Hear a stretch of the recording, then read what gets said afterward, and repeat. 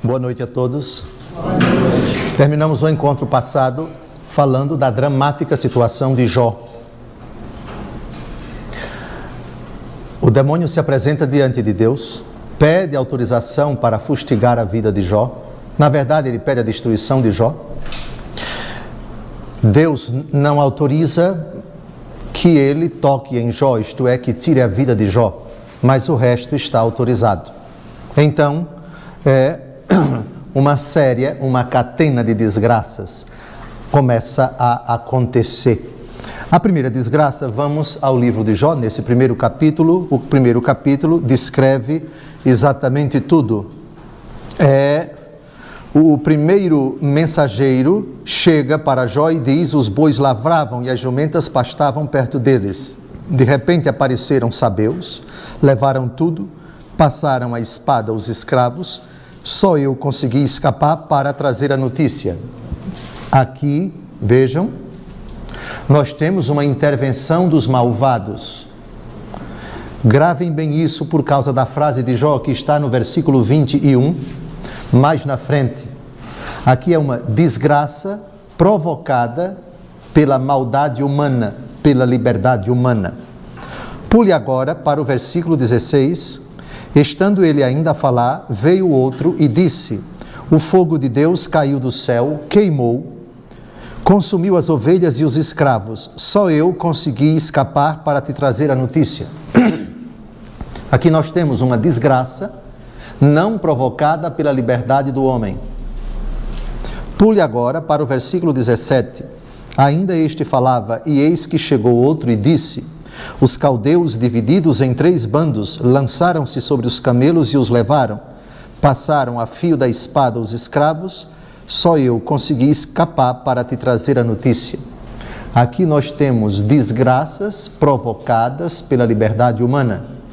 Avante, porque desgraça pouco é bobagem. Infelizmente aqui estamos diante de um drama que leva uma criatura humana ao limite entre a sanidade e a insanidade, entre a serenidade e a loucura.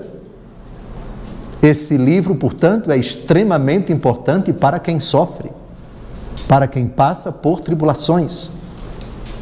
Avante, porque a desgraça ainda não acabou.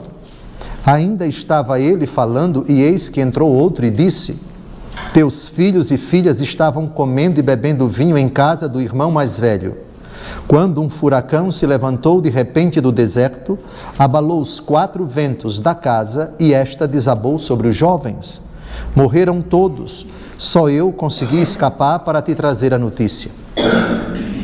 Aqui, por favor, é uma desgraça onde a liberdade humana não entra. Foi uma fatalidade do próprio clima, da própria natureza em fúria. Furacão que abala a casa e ela desaba. Muito bem, agora vamos à reação de Jó e à explicação da frase dele, para que a explicação tire do coração das pessoas a ideia de que Deus foi o causador enquanto tal no seu querer. Mas a frase de Jó, atenção, versículos de 20 a 21. Jó então se levantou, rasgou o manto e rapou a cabeça. Depois, caindo prosternado por terra, disse: cuidado, que essa é uma das frases mais mal interpretadas do Antigo Testamento. Mais mal interpretadas do Antigo Testamento. Vamos lê-la devagar. É famosa, é conhecida. Antes de tudo, porém, antes de lê-la, é um ato de confiança, de entrega e de abandono à providência divina, assunto que estamos a tratar, sem, porém, descambar na fatalidade, no fatalismo, que é a concepção segundo a qual aconteceu porque estava escrito nas estrelas, aconteceu porque Deus quis, porque Deus, a vontade dele de que acontecesse foi eterna e, portanto, tudo o que aconteceu foi responsabilidade direta de Deus. Essa interpretação, vimos no final do encontro passado, é blasfema. É um insulto a Deus, é um pecado gravíssimo pensar dessa forma. Vamos ler devagar o versículo 21. Disse Jó, todos, saí do ventre de minha mãe, nu voltarei. O Senhor deu, o Senhor tirou. Bendito seja o nome do Senhor. Outra tradução, vamos ver aqui, seu Gilberto, por favor, o versículo 21, se a tradução é como foi do agrado do Senhor, assim aconteceu. Ou qual é a tradução da Bíblia de Jerusalém? Nu saí do ventre da minha mãe e nu voltarei para lá. O Senhor deu, o Senhor tirou. Bendito seja o nome do Senhor. A tradução é exatamente igual. Tem alguém com alguma Bíblia com uma tradução diferente? Alguém com outra tradução? Não. Muito bem. Então, o Senhor tirou. Cuidado com esta expressão. Já vimos em muitas passagens da Bíblia que Deus não quer a morte do pecador. Deus quer que o homem viva. Jesus foi claríssimo no Evangelho segundo João, capítulo 10, eu vim para que todos tenham vida.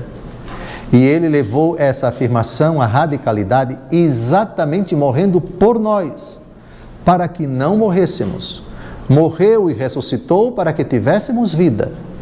Isso é evidentíssimo no Novo Testamento. Então, em que sentido o Senhor tirou? Pergunto a vocês. O jovem da parábola do filho pródigo, ele mesmo, o filho pródigo, ao dizer, pai, dá-me a parte da herança que me cabe. O pai, em silêncio, atendeu ao pedido dele. Eu estou falando aqui daquelas situações em que a vontade humana que quer pecar, quaisquer que sejam suas manifestações, vontade de beber, vontade de matar, vontade de roubar, vontade de estuprar, vontade disso, daquilo, outro. Muito bem. Vislumbremos, e nossas vontades também, quaisquer que sejam elas, quando nós decidimos pecar por pensamentos, por palavras, por atos e por omissões.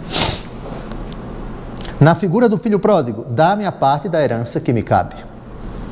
O que está no fundo na decisão do pai de dar a herança?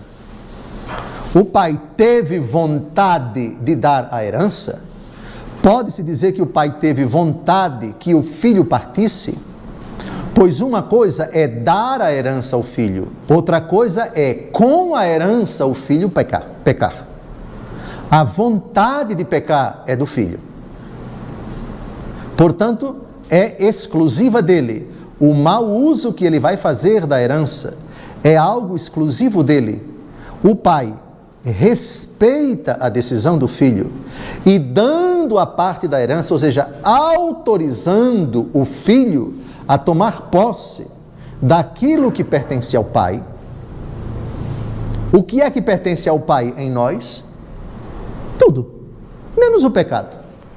Vocês já decoraram no estudo da Divina Providência, a 1 Coríntios capítulo 4, versículo 7, o que tens que não tenhas recebido? O que tens que não tenhas recebido? Está claro? Vamos, deixe Jó aberto e vamos pegar 1 Coríntios capítulo 4, versículo 7. Certos versículos do estudo da providência são imprescindíveis. Vocês precisam saber de cor. 1 Coríntios capítulo 4, versículo 7 é um deles. O que há de superior em ti, que é que possuís que não tenhas recebido? E se o recebeste, por que te glorias, como se o não tivesses recebido? Então, o que o pai vai dar para o filho, não é do filho. É do pai concedido ao filho. Está claro? Dá-me a parte da herança que me cabe. Não cabe. Absolutamente. Quem pode dizer diante de Deus? Quem pode se impostar diante de Deus dessa forma? Dê-me aquilo que é meu. Olhe de novo, a segunda pergunta desse versículo, por gentileza, bem devagar. Eu quero que você formule essa pergunta bem devagar. A segunda pergunta da 1 Coríntios, capítulo 4, versículo 7. Que é que possuís que não tenhas recebido? O que é que você possui que é seu? Me diga, diante de Deus. Só o pecado. O pecado é responsabilidade sua, é iniciativa somente sua. Muito bem, que fique isso bem claro. Então, na parábola do filho pródigo, o pai não dá salvo-conduto para o filho pecar. Epa, isso não. Salvo-conduto para pecar significa você está autorizado a pecar. Lembram do filme de Ian Fleming, 007? 007 é a personagem fictícia, protagonizada em muitos filmes de Hollywood, é um agente secreto de Sua Majestade, a Rainha da Inglaterra, que tem salvo-conduto para matar. O cristão, a criatura humana perante Deus, não tem salvo-conduto para pecar. Isso significa, Sua Majestade, no filme, na ficção, Sua Majestade, a Rainha, quer, autorizando, ela quer que este agente tenha carta branca, tenha autorização para matar, se for o caso. A parábola do filho pródigo não pode ser interpretada dessa forma na hora em que o pai, em silêncio, porque o pai, em toda a parábola, não dá uma palavra para o filho, nem quando ele parte, nem quando ele volta, permite. O que é que você tem que você não tenha recebido? Muito bem. Eu permito, isto é, por decisão sua e por amar você, que eu fiz livre. Portanto, eu eternamente determinei que a criatura que seria feita à minha imagem e semelhança não seria violada na sua decisão de pecar ou não pecar. Eu permito não querendo. Quando o homem decide pecar, Deus permite não querendo. Permite não querendo porque criou o homem livre. Portanto, agora o Senhor deu, o Senhor tirou. Os sabeus, por favor, volte para Jó capítulo 1, no versículo 15 do capítulo 1. Os caldeus, no versículo 17, fizeram essa atrocidade, cometeram esse crime, mataram os escravos e se apossaram dos bens de Jó. Quando Jó diz, o Senhor deu, o Senhor tirou, atenção, o Senhor deu tudo isso. Eu penso que o Senhor deu, não há nenhum problema. Mas o Senhor tirou, em que sentido? Por um mistério que nós desconhecemos. Deus, que não queria esta tragédia feita pelos caldeus, feita pelos sabeus, permitiu que o mau uso da liberdade que ele deu aos sabeus, liberdade que não é deles, nunca foi deles. O que é que tens que não tenhas recebido? Deus permitiu, por um mistério que desconhecemos, que o livre-arbítrio do homem fosse exercitado para prejudicar os demais. Portanto, o Senhor tirou neste sentido. Ele não foi o responsável direto por esse assassinato desses escravos. O Senhor não foi o responsável direto pelos furacões, por tudo aquilo que causou tragédia ao patrimônio e aos filhos de Jó. Ele tirou nesse âmbito, não do querer, mas do permitir.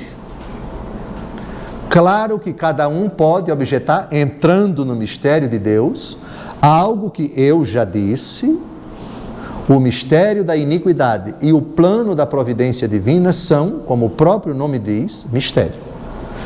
Sondar ou tentar sondar o insondável, o abissal ou abismal, obviamente que chegará um momento, nós já discutimos, convencionamos aqui que durante a minha exposição não há perguntas, mas os 30 minutos que nós dispomos após a aula são exatamente para isto. Cada um de nós pode suscitar interrogações e saibam que as perguntas que forem formuladas em cima dessa frase, eu não posso garantir respondê-las a contento, porque sempre existirá uma margem de interrogação, de estupefação. Eu também sou uma criatura que só possui até um determinado momento, até uma determinada pergunta, que foi aquela formulada por Jesus: por quê? E o próprio Jesus silenciou, ele sendo Deus, mas Deus encarnado, que ali se extinguiu, humanamente falando, para 3 dias depois ressuscitar. Portanto, vamos agora ao versículo 21 desse mesmo capítulo. Nu saí do ventre da minha mãe, ou seja, eu vim ao mundo sem nada. Nu voltarei, ou seja, voltarei também sem nada. E eu penso que é uma afirmação indiscutível até para pagão, até para ateu. Essa é a nossa condição, viemos ao mundo sem nada e vamos partir sem nada. As pessoas mais exitosas da vida, as mais cultas, as mais ricas, as mais bem situadas na vida, essa é a condição de todo ser humano. Todos viemos dessa condição miserável e todos, humanamente falando, extinguiremos a nossa aventura aqui na terra dessa forma. O Senhor nu, eu voltarei. Agora, a segunda parte, o Senhor deu, no sentido de 1 aos Coríntios, capítulo 4, versículo 7. O que tens que não tenhas recebido.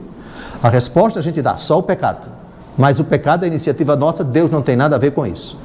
Tem a ver no sentido de permitir que pequemos. Já que o pai, na parábola do filho pródigo, permitiu que ele partisse. Mas permitir não significa necessariamente querer. Quando aquilo que fazemos corresponde à vontade de Deus, ele não só permite, mas quer. Mas quando o assunto é o pecado, ele somente permite, ele não quer. E as tragédias que acontecem na nossa vida, o Senhor deu, o Senhor tirou.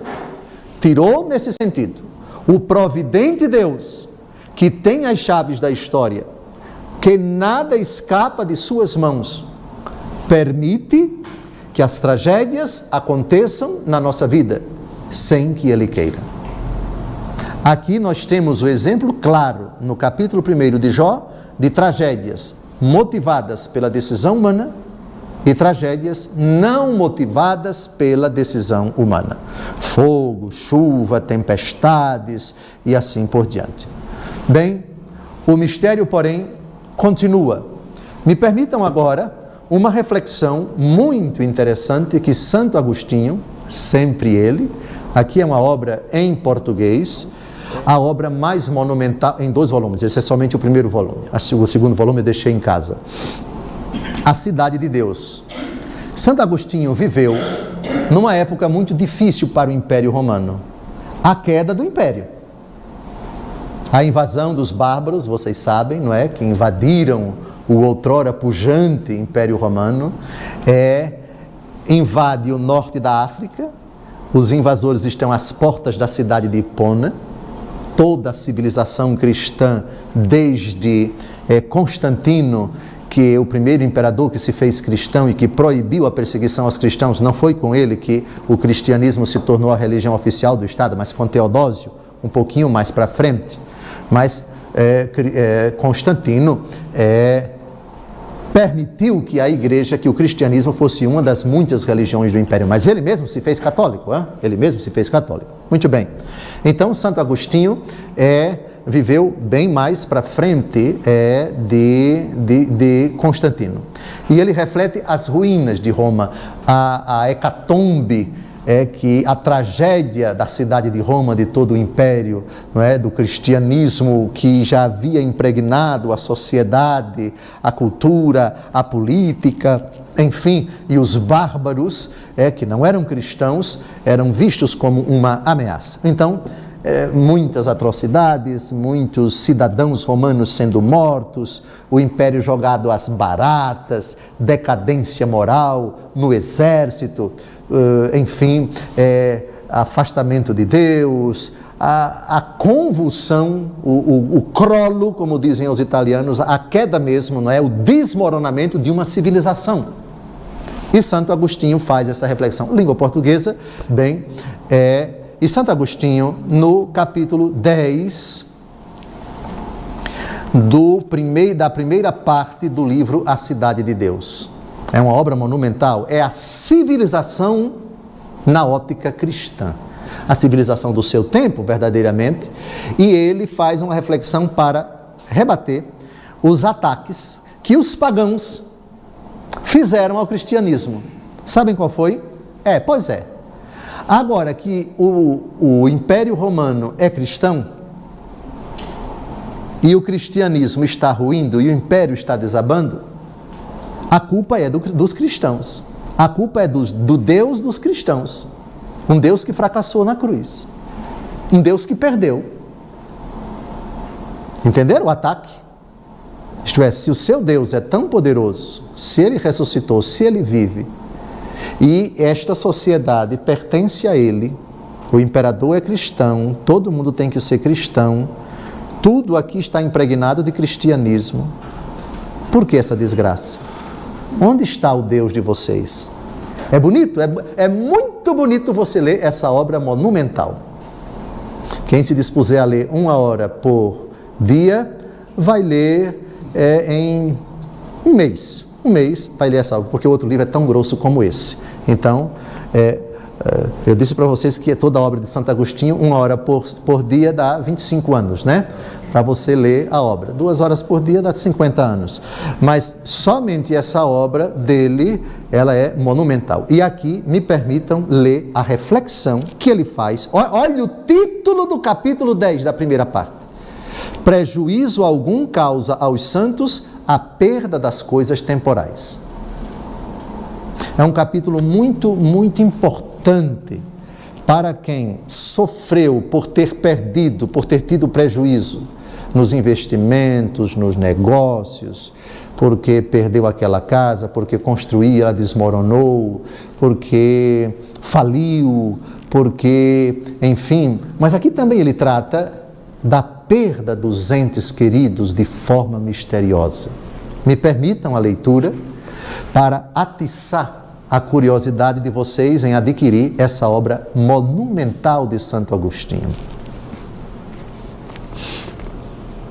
Reflete nessas considerações e vê se a homens de piedade e fé aconteceu algum mal que não possa tornar-se verdadeiro bem. Olhe só, nós já vimos do estudo da providência, Romanos 8, 28 é importante. Qual é a frase de Romanos 8, 28? Deus coopera em tudo para o bem daqueles que o amam. Tudo, tudo. Portanto, até de um mal, qualquer que seja o mal, para quem ama a Deus, o versículo se aplica a quem ama a Deus. Esqueçam os outros, esse versículo é só para quem ama a Deus. Deus coopera em tudo. E Santo Agostinho vai provar agora, repare a tese dele, que é bíblica, não é dele, é de São Paulo, é da Escritura, é de Deus. Eu vou repetir e vou continuar sem fazer mais comentários. Reflete nessas considerações e vê se a homens de piedade e fé aconteceu algum mal que não possa tornar-se verdadeiro bem. Em caso afirmativo, não teriam sentido estas palavras apostólicas. Sabemos que tudo concorre para o bem dos que amam a Deus. Exatamente, ele cita São Paulo. Continua. Mas perderam tudo quanto possuíam. Santo Agostinho pergunta: perderam a fé? Perderam a piedade? Perderam os bens do homem interior, rico aos olhos de Deus? Eis a opulência do cristão, a opulência do apóstolo que nos diz: é de grande proveito a piedade que se faz acompanhar de prudência. Nada trouxemos para este mundo, dele nada devemos levar. Por favor, se temos com que viver e vestir-nos, fiquemos contentes. Porquanto quem quer ficar rico cai nas ciladas do tentador, perde-se nos desejos insensatos e funestos que precipitam o homem no abismo da morte. Isso é São Paulo, 1 Timóteo 5,20. Isso é São Paulo. A cupidez, continua São Paulo, é a raiz de todos os males. Escravos de tal paixão, vários desviaram-se da fé e enveredaram por caminhos dolorosos. É preciso Santo Agostinho citando São Paulo. Avante. Parágrafo 2. Agora que vai ser citado Jó. Agora que vai ser citado esse versículo aqui, 21. Ora, quem na ruína de Roma perdeu as riquezas terrenas, se as possuía conforme o ensinamento desse pobre por fora, mas rico por dentro, isto é, usando o mundo como se não o fizesse, pôde exclamar com o homem invulnerável às tentações mais rudes: nu saí do seio de minha mãe, nu voltarei para o da terra. O Senhor deu-me tudo, o Senhor tirou-me tudo. O que me aconteceu, aconteceu porque aprove a Deus. Bendito seja seu nome. Jó, capítulo 1, versículo 21. Aí Santo Agostinho agora entra, fervendo. Servo fiel, sua riqueza é a vontade do Senhor. Tal submissão aumenta-lhe a reserva espiritual. Não se aflige por ser abandonado em vida pelas coisas que logo mais ao morrer deve abandonar. Quanto aos mais fracos, que sem ao Cristo preferiram esses bens, lhes tiram certo apego. A dor de semelhante perda fê-los perceberem o pecado. Sofreram na proporção do percurso por eles feito nos caminhos da dor, conforme as palavras do apóstolo que há pouco lembrei. Não convinha que o ensinamento da experiência vingasse o longo desprezo à palavra? Com efeito, dizendo, os que querem tornar-se ricos caem na tentação, o apóstolo não censura o emprego das riquezas, mas o desejá-las. Tanto assim que em outra passagem ele recomenda aos ricos do mundo não serem altivos, nem porem as esperanças nas instabilidades das riquezas, mas em Deus vivo, quem em abundância nos dá todas as coisas para delas gozarmos e serem benfeitores, ricos em boas obras, generosos, darem esmolas e erguerem sobre esses tesouros de caridade o sólido fundamento do futuro, a fim de alcançarem a vida eterna. Agora vejam o benefício da perda dos bens materiais. Até nisso ele é fabuloso. Grandes benefícios consolaram de perda insignificante os fiéis que assim se utilizavam de seus bens. A fácil distribuição de esmolas causou-lhes alegria maior que a tristeza provocada pela perda, ainda mais fácil, das magras poupanças da cupidez. A terra podia consumir o que não quiseram tirar-lhe. Com efeito, os cristãos que ouviram este mandamento do Senhor, não amontoeis para vós tesouro escondido na terra, onde o verme e a traça devoram, onde os ladrões o tiram e roubam, mas amontoai para vós tesouros do céu, onde o ladrão em absoluto não penetra, onde o verme nada pode corromper, pois onde estiver o tesouro, aí estará também o teu coração. Aqui é Jesus que fala, não é? Ficaram sabendo, no dia das tribulações, como foram inteligentes, não desprezando o mestre verdadeiro, o mais fiel e invencível guardião de seu tesouro. Se muitos se aplaudiram de haver confiado seu ouro a certos esconderijos, que o acaso preservou da visita do inimigo, quais não devem ter sido a segurança e a alegria dos crentes, por depositarem fé na divina palavra, ou transportaram para os lugares cujo acesso é impossível.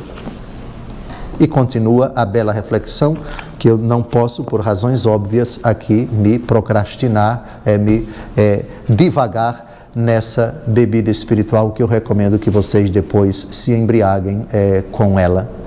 Mas vejam, o ponto de partida é exatamente este, aqui e agora, sem nenhuma desgraça.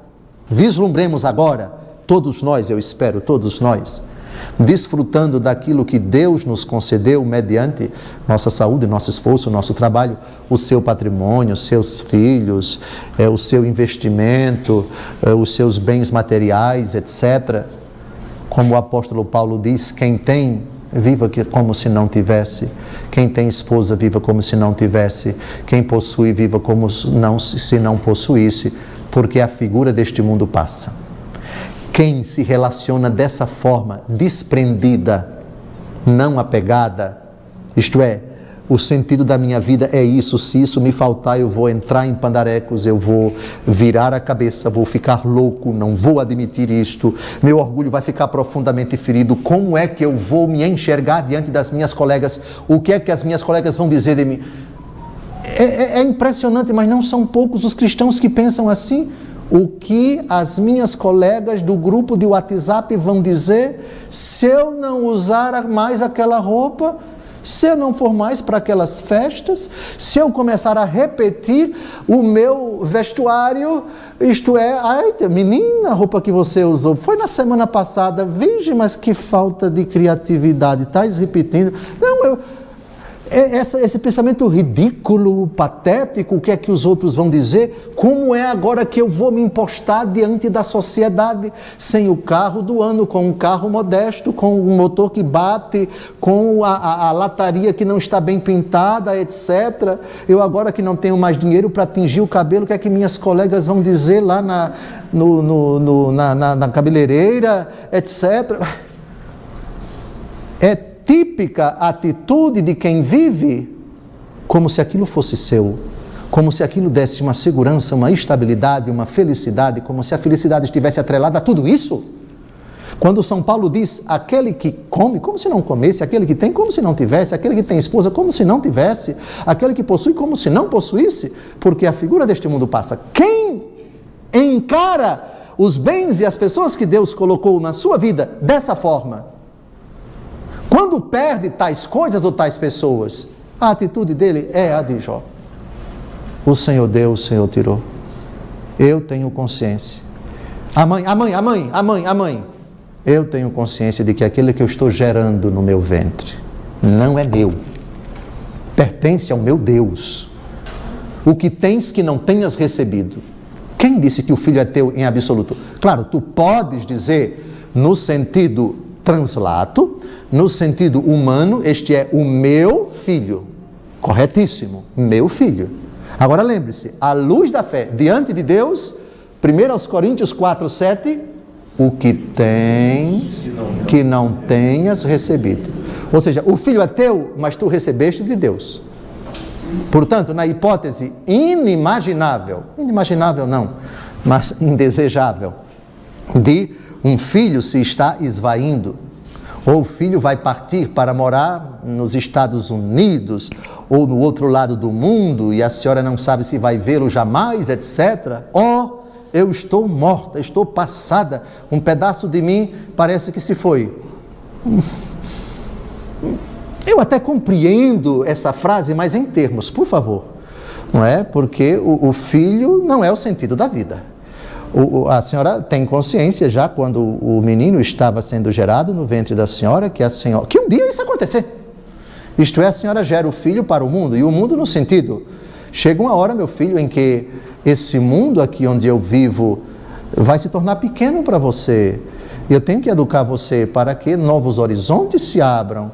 E um dia, se Deus colocar no seu coração que a sua profissão vai ser de uma matéria, de um curso que não existe aqui na minha cidade, eu vou ajudar você a seguir o seu caminho, e você vai ter que partir. O cordão umbilical vai ter que ser cortado. Eu vou chorar, você vai se descabelar também. A mãe cuja filha decidiu fazer faculdade naquela outra cidade, ela sabe perfeitamente que os primeiros dias, tão apegadinha que ela era ao colo da mamãe, ao cafuné da mamãe, chorava feito uma descabelada e ligava 4, 5, 6 vezes por dia. Ô mãe, me diga, me vem aqui e tal. Aí eu não digo boba da mãe, claro que não. A amável mãe vai o quanto possível lá ficar com ela, mas não pode ficar muito tempo.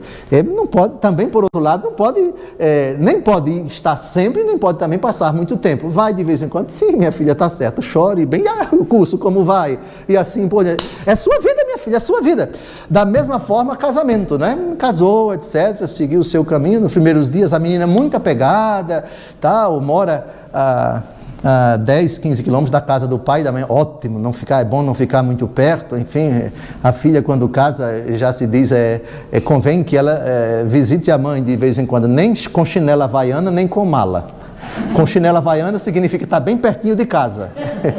Com mala significa vir de tão longe, nem uma coisa nem outra, né? Pois bem, então vejam, nós devemos encarar as pessoas que amamos, e quem não as ama? Mas nós não podemos fazer delas o nosso feudo, colocar todo mundo aqui debaixo das asas da galinha. Claro que Jesus utilizou essa expressão, comparando tantas vezes: eu quis reunir os teus filhos como a galinha reúne os seus pintinhos debaixo de suas asas. Mas, por favor, principalmente para quem ama profunda e verdadeiramente a sua filha, o seu filho, os seus amados que estão longe, enfim, tê-los como se não tivéssemos, porque esta é a lei da vida. O amor que nós nutrimos pelas pessoas não pode se igualar ao amor que está bem claro no primeiro mandamento da lei de Deus: amar a Deus sobre todas as coisas. Isso significa: o Senhor deu, o Senhor tirou. Meu Deus, o mistério da providência me leva a te dizer: sim, uma só coisa é necessária. Tu disseste isto a Marta, que andava inquieta. Tu te preocupas, tu te inquietas com muitas coisas. E ao dizeres isto a Marta, tu não criticaste Jesus. As preocupações legítimas, as inquietações legítimas, fruto de uma solicitude de uma pessoa responsável, que quer fazer tudo na hora certa, que quer que dê tudo certo, que é pontual, que é cumpridor do seu dever. Jesus não criticou Marta por isso. A crítica de Jesus, na verdade, foi uma advertência de Jesus, foi esta: tu te inquietas com muitas coisas, ou seja, até aqui nenhum problema. Maria, que está aqui sentada, escolheu a melhor parte. Uma só coisa é necessária, Marta, e esta não lhe será tirada. Agora junte o que São Paulo disse, o que Jó disse e o que Jesus disse a Marta.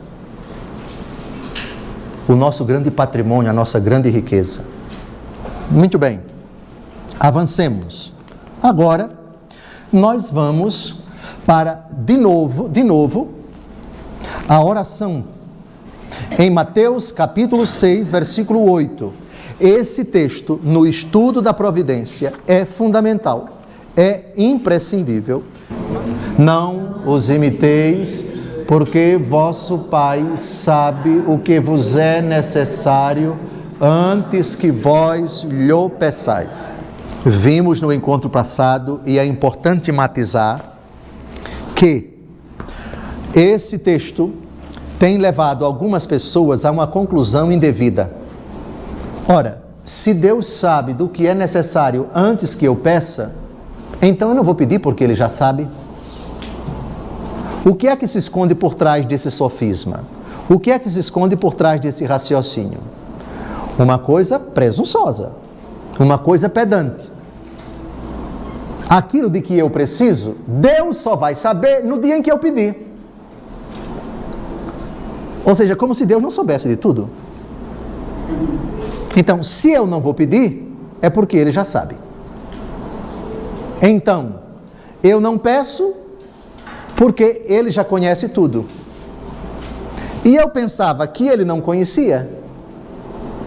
Então, na minha cabeça, pedir a Deus significa: data máxima venha o Altíssimo, o Senhor está muito ocupado, mas eu queria dar ciência ao Senhor de uma coisa que o Senhor não sabe. Deus sabe, vosso Pai sabe o que vos é necessário antes que vós lhe peçais. Ora, se Deus já sabe daquilo que eu peço, por que eu peço?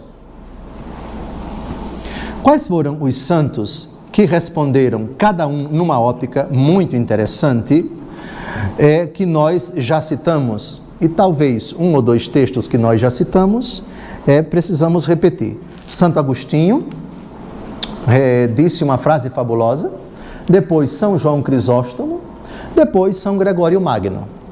Agora, vamos aumentar a munição. Esse livro se chama Catena Áurea. Quem escreveu? Santo Tomás de Aquino. A pedido do Papa da época, muito conhecedor da cultura, fez um pedido a ele. O Papa Urbano IV. O que foi que o Papa pediu a ele?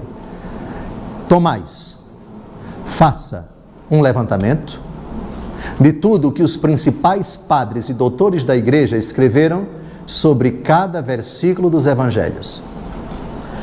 Uma obra monumental, que durou sabe quantos anos, que consumiu sabe quantos anos na vida deste santo, que se dedicou a escrever?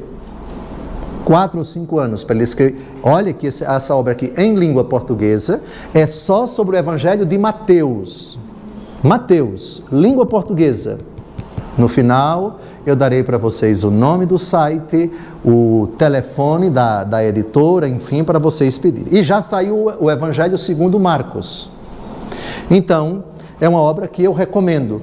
Os católicos que amam o Evangelho e querem saber o que os doutores da igreja, os grandes padres, os grandes santos da igreja dos primeiros séculos, o que eles comentaram sobre cada versículo dos 4 evangelhos, agora já tem essa obra em língua portuguesa.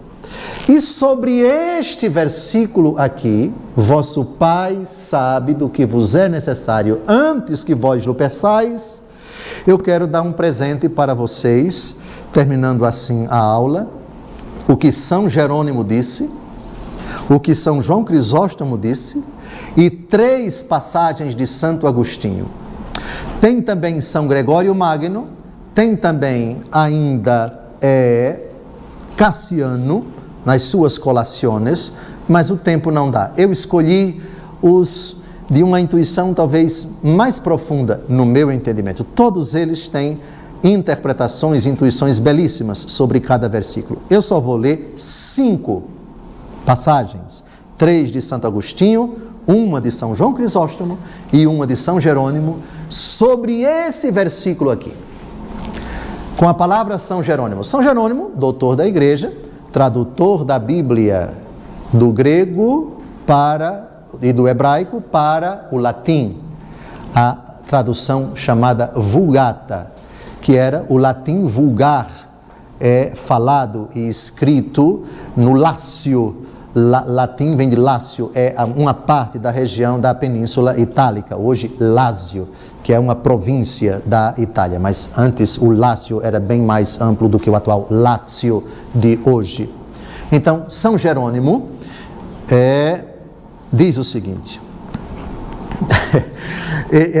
é ótimo a gente lendo aqui, como a gente aprende. Então, ele diz, aqui, nesse versículo, levanta-se certa heresia de alguns filósofos que ensinavam este dogma pervertido. Se o Senhor conhece o que pedimos, e antes que o peçamos sabe o de que necessitamos, em vão pedimos ao já sabedor, aos quais se deve responder, e aqui na arte da retórica, na arte da apologética, existem muitas maneiras de você derrubar o argumento do outro. E essa é de uma diplomacia invejável. Reparem a resposta dele. Aos quais se deve responder que, quando oramos, não somos narradores, mas pedintes. Com efeito, uma coisa é narrar ao ignorante, outra é pedir ao sabedor.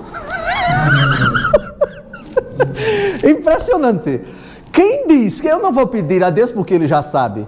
Como se a oração fosse uma narrativa. Ô, data venha, ô, lá do alto, por favor, que agora eu vou narrar uma coisa que o senhor não sabe, porque aqui é em avant-première, por favor, aqui é um furo de reportagem, e o senhor não sabe, o senhor é um espectador que está diante de um jornal, que vai dar em primeira mão uma coisa para o senhor saber.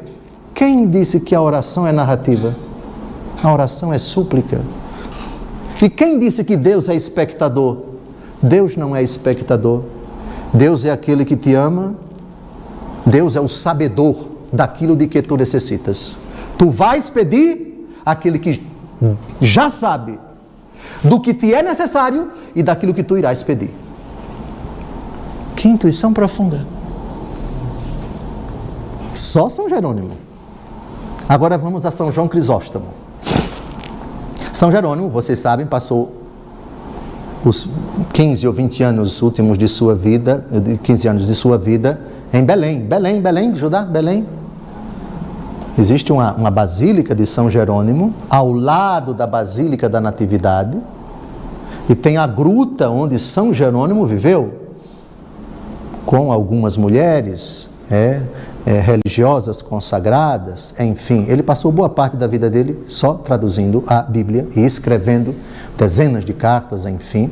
Já existe a Opera Omnia dele, isto é, obras completas de São Jerônimo em espanhol. Quem desejar pode até me solicitar e eu dou o site. Vamos agora a Constantinopla, a antiga Bizâncio, atual Istambul. Outro santo, agora já é o Oriente, agora não é língua latina, é língua grega. São João Crisóstomo, na sua homilia sobre Mateus, homilia 19, parágrafo 4º. Aspas. Não oras, portanto significa, olha o versículo, viu? Não oras, portanto, para ensinar, mas para mover. Para que sejas feito familiar de Deus pela continuidade da tua interpelação, para que te humilhes, para que tu te recordes dos teus pecados. Isto é, você não está ensinando a Deus. Olha, eu quero dizer ao Senhor, para o Senhor entender a minha vida, Senhor, eu vou te explicar. Como é a história? O atrevido, você está pensando que Deus vai aprender com seu pedido de escrever introdução, narrativa do problema, como se a oração fosse uma tese de doutorado em que você expõe o problema e vai mostrando e tal, e depois diz, dito isso, do pedido, peço a vossa sumidade que me atenda. Não, nada disso.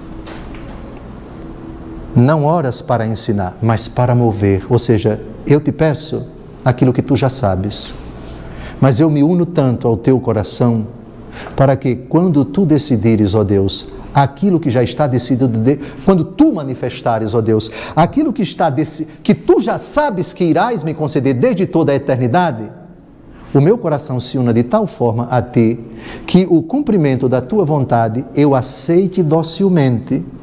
Ou seja, para que sejas feito familiar de Deus pela continuidade da tua interpelação. Eu estou pedindo, unido a ti, pedindo o que tu já sabes, e tu já sabes não só daquilo que eu vou pedir, mas do que é necessário para mim, porque são duas coisas não necessariamente idênticas. Às vezes eu peço o que não é necessário. Repare o versículo 8.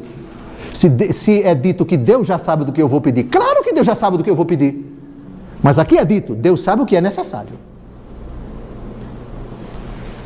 E ainda ele diz, para que te humilhes. A humilhação diante de Deus nos torna tão puros, tão agradáveis a Ele. É um poderoso lenitivo, um poderoso fármaco, um poderoso remédio contra o nosso orgulho, para que te recordes dos teus pecados. Eu que sou infeliz, miserável, pobre, cego e nu, me dirijo a ti, não para que tu saibas, não para que tu olhes os meus méritos, mas para que tu cumpras a tua vontade, ainda que eu manifeste a minha, sem saber se aquilo que eu estou pedindo é o necessário para mim. Mas eu sei que desde toda a eternidade o Pai sabe do que me é necessário. Tem mais. Santo Agostinho, no Sermão da Montanha, capítulo 2, parágrafo 3. Não devemos usar as palavras junto de Deus para pedir o que queremos, mas pelas coisas que administramos com a alma e com a aplicação do pensamento, com puro amor e afeto suplicante. Ainda Santo Agostinho, para concluirmos daqui a 3 minutos, na carta à Proba, Epístola 130, parágrafo 9. por certos intervalos de tempo, também rogamos a Deus com palavras, de modo que por meio daqueles sinais das coisas, nós mesmos nos admoestemos para que conheçamos quanto progredimos neste desejo e para aumentar em nós mesmos a energia para buscá-lo, de modo que aquilo que tinha começado a tornar-se morno pelas diferentes preocupações não se esfrie totalmente e seja extinto até a raiz, caso não o inflamemos com insistência.